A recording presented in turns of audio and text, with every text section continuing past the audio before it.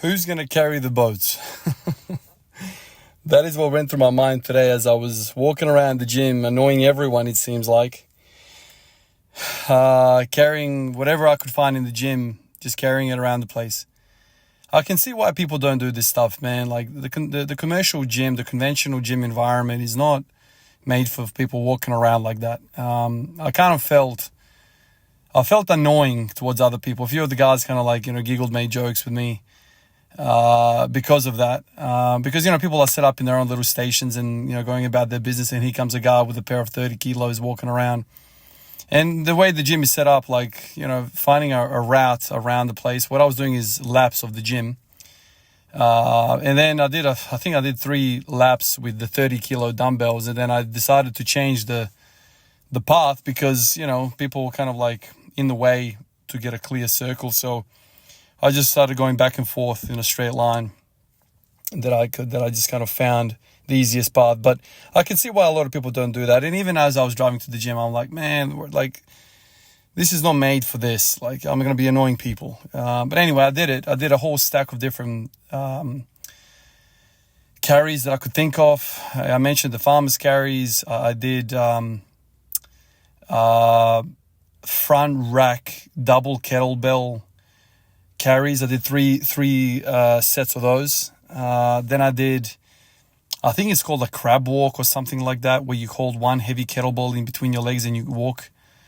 That kind of felt more in the glutes than anything. And then I did the same thing, but I did it with this bag that I found in the gym as well, a 30 kilo bag. Well, I think it was 30 kilo bag. Walking around the place, and I was kind of supersetting that with front squats.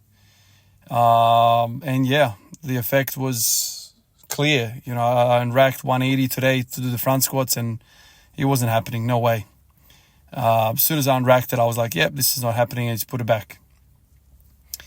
So the effect of this type of work, it's you can't really measure it, but you are exhausted systemically.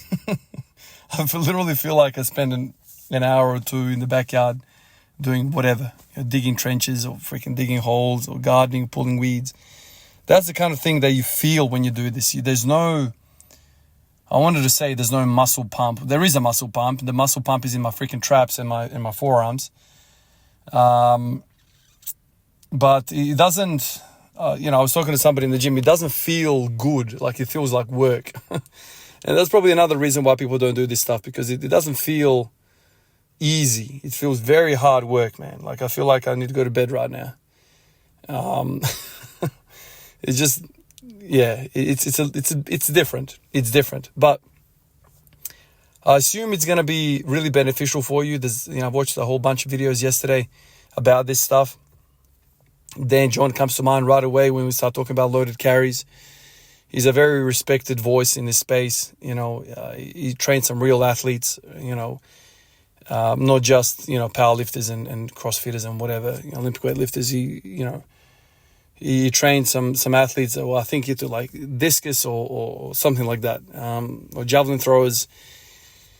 And he talked about how, mixing it all up. Don't just pick one carry, pick a number of different ones. I've got a keg at home. It's kind of heavy, but I bought that for that reason, years and years ago, before the squat every day. I've got farmers carry bars, and I've kind of always wondered about this stuff. I always wanted to have a strong grip and have that real work strength.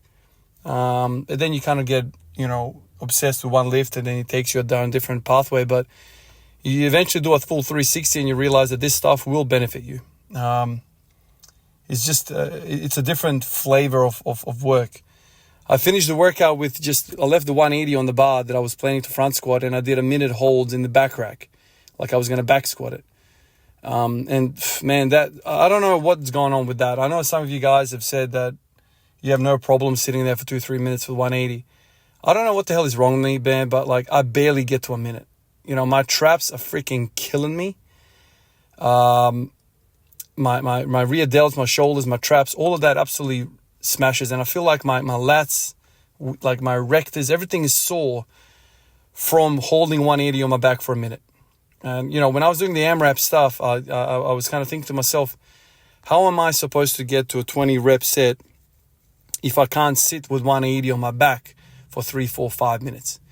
You know, because the idea is like, if you're going to do an AMRAP set, you need to be able to survive underneath the weight. So when you're at the top, you can take a pause and take a rest, but if you are dying on top more than you are dying, doing the squat, then that's not going to work, man. Like, it's not going to work out for you because it's work everywhere. And so my idea was, okay, I'm going to get really good at, standing at the top, and just, rest, but it's no rest at all.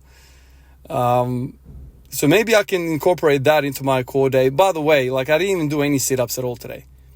I didn't do any sit-ups. I didn't do anything else. I just did whatever I did with those carries. And I'll mix it up every time. I'm still kind of undecided. I think doing hip flexion work is also very good. But after I did the 180 for 3 sets of 1 minute, I was exhausted, dude. I'm so done right now. I feel like I've been hit by a truck. And I know the weights that I used today wasn't great, but for some reason it's really wrecked me. I thought about doing 40 and 50 kilo dumbbells. Can't hold on to it. I did 3 sets of 30 kilos and my freaking grip was murdered. I think when you're using dumbbells, it's a little bit harder than using the farmer's carry, because the farmer's carry don't roll. The dumbbells want to roll on you. So when you're using the farmer grip implement, it just pushes you straight down. There's no roll to the bar. So I think it's a little bit easier to use it that way. At home, I've got the farmer's carry and I was able to load 80 kilos. I think I did 80 kilos each arm and walked up and down maybe 20 meters. And this was probably a few months ago when I was training for the AMRAPs. So you can see the big difference between dumbbells and farmer's carry. But also I think I did a bigger distance with this. This was a longer distance as well. So, and that's what Dan John talks about. Mix it all up. Mix it up every single way you can. Go short, go long, mix it up. Go single dumbbell, double dumbbell, 2 dumbbells. Go kettlebell front rack, 1, 2, crab walk, use a sandbag. That's another thing I want to do. Like, I want to actually buy a sandbag. I don't know where to buy one. I think I'll have to order one online. I don't really know how to go about it, but I want to have a sandbag and carry that shit around in the backyard. I don't know, 50, probably more than 50 kilos. One of you guys said like 70 kilos or 80 kilos. Man, that's like carrying another human being. But, I'm up for it. As long as I can pick it up. Like, if I can get it to my knees, then I'll probably be able to, like, carry it around.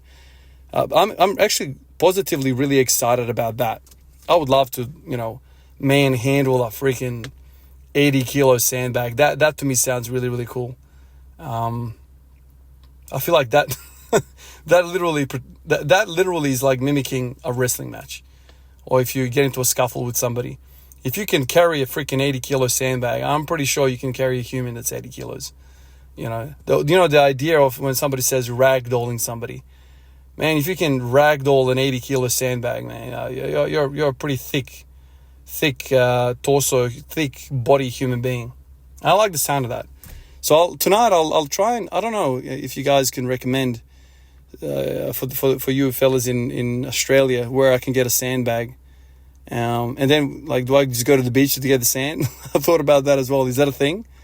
Is that illegal to get sand from the beach? And there's plenty of it. That's what I was thinking of doing. Go to the beach and get some freaking sand. I know you can buy sand at Bunnings, man, but, like, I don't know. Just go to the beach with a shovel, shovel that shit in and take it home. There's plenty in the ocean. Oh, man. It's not like I need any special type of sand, I'm not mixing concrete. Appreciate you guys. I'll catch you in the next one. Peace out.